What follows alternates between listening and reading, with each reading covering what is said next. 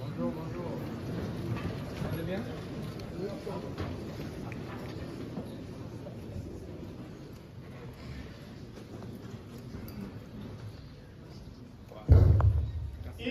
Nous avons lancé ce jour l'opération d'identification de toutes les églises, confessions religieuses, communautés, de toutes les mosquées, mais ainsi que tous les imams, tous les pasteurs, les évêques, bref, tous les ministres des cultes. Cette opération va s'étendre pendant 3 mois et Kinshasa est choisi comme site pilote. Nous allons, à l'issue de cette opération, évidemment publier la liste de toutes les églises, de toutes les mosquées, de toutes les paroisses, ainsi que de tous les ministres des cultes sur les sites du ministère de la Justice. Mais après chaque identification, le ministère de la Justice remet un permis d'exercice des cultes, qui est une carte d'une validité de 5 ans, qui va permettre d'identifier et localiser chaque pasteur, chaque religieux, chaque évêque, partout où il se trouvera. L'opération d'identification des églises, des confessions religieuses, des imams, des pasteurs, des évêques, consiste en réalité à assainir les secteurs des cultes en République démocratique du Congo. Aujourd'hui, tout le monde se réveille et se fait appeler pasteur. Aujourd'hui, tout le monde se réveille, crée sa mosquée, crée son église, et sans respecter toutes les normes qui sont exigées par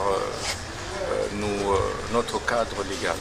C'est pourquoi il est nécessaire, plus que jamais, que nous puissions identifier, savoir qui fait quoi, qui est appelé à être appelé, qui est appelé à exercer évidemment les cultes, qui est appelé à ouvrir une église, qui est appelé à ouvrir une mosquée. Et quelles sont les conditions pour ouvrir? Qui en réalité fait quoi au niveau des cultes et associations démocratiques du Congo? Savez-vous qu'il y a plusieurs mosquées qui sont ouvertes dans notre pays, mais sans aucune identification? Tout étranger qui parle arabe peut ouvrir sa mosquée sans dépendre de qui que ce soit dans notre pays. Il y a aussi des pasteurs étrangers qui viennent, ouvrent leurs églises sans se faire identifier auprès de qui que ce soit. Les ONGD internationales, n'en parlons pas. Il y en a qui arrivent dans notre pays, qui s'installent comme bon leur semble, sans se faire identifier auprès d'aucun service que ce soit. Alors qu'en réalité, à travers elles, passent beaucoup de fonds vautours qui vont financer des rébellions, qui vont faire financer des mouvements insurrectionnels à travers le pays. Nous disons non, nous devons mettre fin à tout ça. Toutes les ONG internationales qui veulent venir s'installer en démocratie du Congo, y compris leurs animateurs, ils doivent passer par le ministère de la Justice, se faire identifier et savoir exactement ce qu'elles sont appelées à faire en République démocratique du Congo. Merci. C'est moi qui vous remercie. Même si on se bagarre, même si on se chahute, on n'est jamais resté toute une journée en rancune. Quand ça arrive, quelque temps après, elle me taquine ou bien moi-même je lance quelque chose et puis on commence à se parler. Un couple, c'est pas un ring où c'est la boxe. Non, il faut être naturel dans un couple. Hello Brut. Hello Brut. Je suis Mémé Constance Fassia. Moi, je suis Pépé Fassia, bienvenue. Et nous allons vous livrer le secret de notre vie de 62 ans de couple.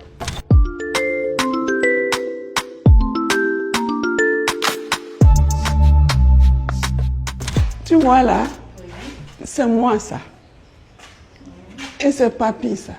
C'était à la mairie de Cotonou. C'était en quelle année ça? En 1963, le jour de notre mariage. en septembre, le 26 septembre. Oui. C'est ça. Et voilà ça. Ça, c'est un cadeau divin, ça. 60 ans. 2023.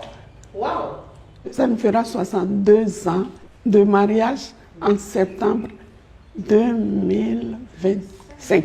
À Porto-Novo, j'étais au lycée et je suis allé dans une maison avec ma cousine. En 1959. En 1959. J'avais le BPC. C'est un amour de jeunesse, là. Oui. Ah. Donc je suis allé chez ma cousine et j'ai vu la personne assise qui était l'amie de ma cousine. Ce qui m'a frappé immédiatement, c'est son sourire. Après, j'ai toujours eu un penchant pour les femmes minces et grandes. Donc immédiatement, je suis tombé dans son piège. D'ailleurs, elle a eu un songe. Je l'ai vue dans un endroit rural, assis dans un fauteuil, entouré d'animaux, c'est-à-dire de canards, de poulets, d'animaux d'élevage. Et j'étais là, et c'est tout comme si on était en couple. Donc j'ai reconnu ce visage. Quand je lui ai parlé, elle n'a pas hésité à accepter mes avances. Et c'est ainsi que nous avons commencé. C'était vraiment un amour fou. Parce que quand on se promenait et qu'il y avait des flaques d'eau, je la prenais et je sautais les flaques d'eau. Oh. Roméo et Juliette, quoi.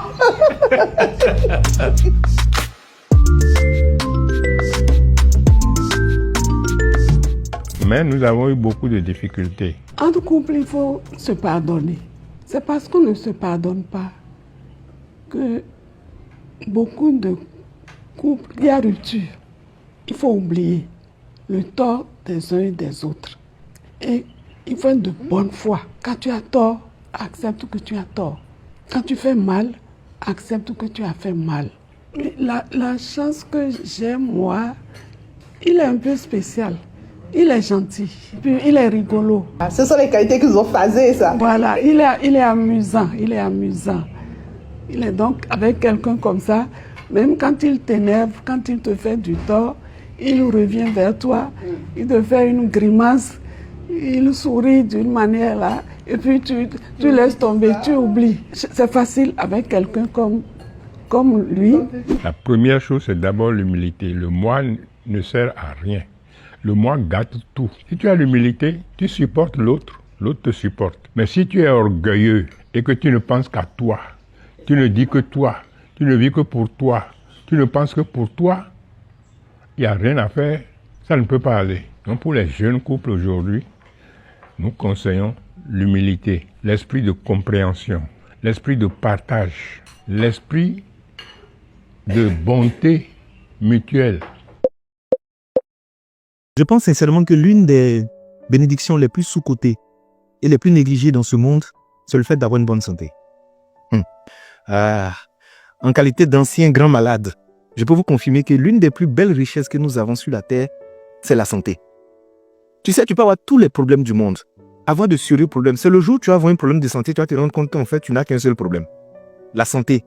C'est l'une des richesses les plus silencieuses, les plus précieuses, les plus dangereuses, les plus délicates qu'on possède. Mais malheureusement, les hommes négligent ça. Je ne dis pas qu'on n'a pas de problème. Effectivement, on a des problèmes. Mais si tu as un problème de santé, c'est là que tu vas te rendre compte que tes vrais problèmes commencent maintenant. Vous savez, on est passé par des endroits. On a rencontré des personnes qui parlaient avec arrogance, avec suffisance. On voyait des personnes qui criaient « Tu sais qui je suis? Je vais te créer des problèmes. Je vais te faire vivre un enfer. » Le jour où les personnes sont bien malades, c'est là qu'ils se sont rendus compte qu'elles ne sont absolument rien. Je vous dis, le fait d'ouvrir ses yeux le matin et d'être en bonne santé, d'être capable de vaquer à ses occupations, de donner des commandes à son corps et puis son corps les exécute sans qu'il y ait des blocages, c'est l'une des plus grandes bénédictions au monde. C'est pourquoi je dis quelqu'un qui a la santé ne peut pas dire que cette personne est pauvre. Elle doit juste se dire, je n'ai pas encore eu l'argent, mais la richesse seulement je l'ai en moi. Je veux vraiment, en parlant de cette vidéo, dans cette vidéo, donner un message d'espoir à toutes les personnes qui sont malades, qui ne croient même plus en leur guérison. Vous savez, tout le monde peut guérir. Moi, je faisais 27 kilos. Ils m'ont diagnostiqué une maladie chronique. C'est-à-dire, même les médecins, les experts étaient pessimistes en voyant mon cas. J'ai été mis au CHU et il y a un endroit qu'on appelle le peut-être. C'est-à-dire, on n'est pas très sûr que tu as sorti, on te balance là-bas. Ils m'ont placé aux urgences, au départ. Il n'y avait même pas de moyens pour payer mes ordonnances. À côté de moi, il y avait un monsieur. Tu sais, quand quelqu'un est riche, tu vois, tu sais. Autour de lui, il avait des enfants, il avait des personnes. Et il y avait plein de médecins autour de lui. Les factures viennent, ils payent. Les factures viennent, ils payent. Les factures viennent, ils payent. Moi, je suis dans mon coin. Une facture est venue, deuxième facture. Mon cher, mon père est en train de réfléchir à comment il va nous faire sortir des urgences pour m'envoyer d'un autre endroit parce que ça coûtait trop cher. Le monsieur là, nos regards sont croisés. Il était à côté de moi. Il est décédé sous mes yeux. Je suis sorti du CHU. Je suis tombé grièvement malade au Ghana. Ils m'envoient à l'hôpital de Koué. Je me suis retrouvé au milieu des gens. Tout le monde me regardait, ils étaient étonnés. Je suis sorti de là. C'est ça des maladies qui étaient lourdes. Et en ce moment, c'est-à-dire, même marcher 5 mètres, c'était difficile. Me laver, c'était compliqué. C'est en ce moment qu'en fait, l'humilité te gagne. Et puis toi, tu t'assois et puis tu dis, mais moi, mais c'est rien quand même. Hein. C'est notre caleçon qui est gros. Sinon, il n'y a rien dedans. Je vous assure. C'est pourquoi je vais dire aux personnes qui aujourd'hui ont une bonne santé, préservez votre santé au-delà de tout. Il y a des gens qui prennent tous des risques dans leur alimentation, dans leur vie au quotidien. Tu es jeune comme ça, tu marches, tu es essoufflé. Tu ne fais pas de sport. Tu te nourris mal. Tu ne dors pas. Tu es en train de chercher l'argent en longueur de journée. Tout l'argent que tu cherches, c'est pour la santé. Le jour où tu vas perdre la santé, tu vas courir maintenant chercher l'argent. Voici le problème des hommes. Fait que les hommes, ils abandonnent leur santé puis ils courent après l'argent. Et quand ils trouvent l'argent, ils utilisent ce même argent pour venir courir après leur santé. Aujourd'hui, tu as la santé, rends gloire à Dieu. Quand tu lèves le matin, tu ouvres les yeux, rends gloire toujours à Dieu. Merci de m'avoir accordé la santé. Si j'ai la santé, c'est qu'il y a espoir pour moi. Et préserve cette santé. Le corps est rancunier. Tout ce que tu infliges au corps, il garde la facture, il va te faire payer 5 jours. Il y a des gens en fait qui pensent qu'ils sont courageux. Non, moi je fais 3-4 jours, je ne dors pas. Non, moi je cours ici, moi je me cherche. Tu n'es pas en train de chercher, tu es suicidaire. Tu es en train de te détruire à petit feu. Il y a des moments, qu'est-ce que je fais? J'éteins mon téléphone, j'éteins mon ordinateur, je coupe tout, je me couche et je dors. Mes problèmes n'ont qu'à se reposer un peu. Quand je vais me réveiller, je vais les récupérer. Mais si je dois me reposer, je me repose. Chercher l'argent, c'est bon. Augmenter ses chiffres, c'est bon. Mais la santé, ne jouez pas avec. Votre programme de sport, ça doit être quelque chose d'indiscutable. Chaque semaine, 2 ou 3 fois, vous devez faire du sport. Vous devez marcher. Du matin au soir, tu es assis dans la voiture. Tu manges gras, tu manges sucré, tu manges salé. Quand tu écrases même le cuve comme ça, là même, là, tu souris comme ça, tu es content. Tu mélanges les alimentations qui sont bizarres. Il n'y a même pas de choses qui sont caloriques. Et plutôt, tout est calorique et tout est transformé. Fais attention à ta santé.